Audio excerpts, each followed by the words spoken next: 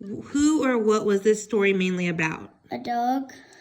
What happened in the story? Kids wanted to pet them. What did Danny think might happen if they got too close to the dog? He thought he would run away. Okay. Who petted the dog first? Danny. Danny. Why did Skip think the dog was such a good dog?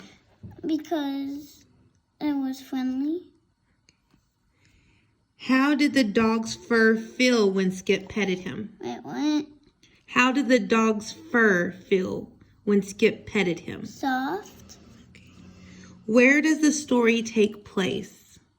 By a dog. But where? Like, was it Outside. out? Okay. Why did Skip think they would have fun with the dog? Because it was a friendly dog. Okay. All right. Good job, Bella. And it was very soft.